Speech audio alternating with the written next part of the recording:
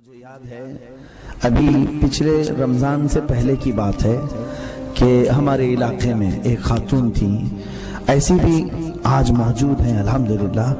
وہ مسئلے وغیرہ پوچھنے کے لیے مجھے بلایا کرتی تھی، بہت پرہیزگار عورت۔ تو وہ ہاسپٹل میں ایڈمٹ تھی، عیادت کے لیے گیا تو وہ ہاسپٹل میں مجھے مسئلہ پوچھنے کے لیے 3 دن سے بلا رہی تھی۔ گیا تو کیا مسئلہ ہے؟ سخت بڑھاپا ہے، اٹھنے پھرنے کی طاقت نہیں۔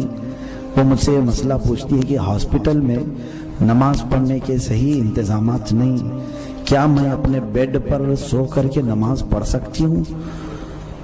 تو مجھے دل بھر آیا، امت مصطفیٰ میں اب بھی لوگ ہیں جو نماز کی قدر کر رہے ہیں۔ وہ مریضہ ہے اور آخری وقت تھا۔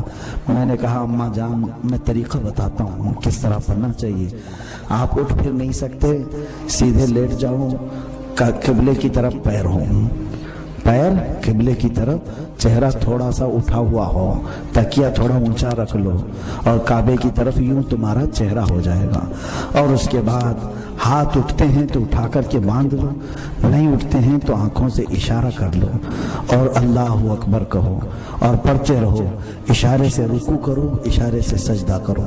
وہ خوش ہو گئی۔ اس کے بعد میں آپ کو بتاؤں، مجھے آج تک وہ بات یاد آتی ہے۔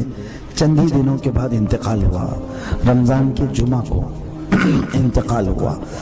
اس کے دوسرے دن ان کے بیٹے اب بھی ہیں، وہ آتے ہیں، اس بوڑھی خاتون کے بستر کے نیچے چٹیاں رکھی تھی، کچھ پیسے رکھے تھے، وہ لا کر کے وصیت نامہ لکھا تھا، وہ لکھی ہیں میرے نام سے اور اپنے بیٹوں کے نام سے، لکھ کر کے رکھی ہیں، لکھوا کر کے رکھی ہے، لکھ کر کے۔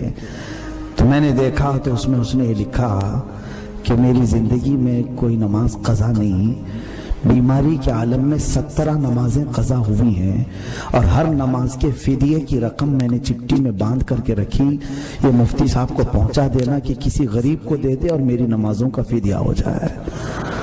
اللہ اللہ، اس خاتون کا میں نے نماز جنازہ پڑھایا تھا، اور بڑے فخر ہوتی ہے، بڑے فخر سے کہتا ہوں اللہ کے ایسے پاکیزہ بندے بھی ہیں جن کو مولا پوری طرح سے پاک کر کے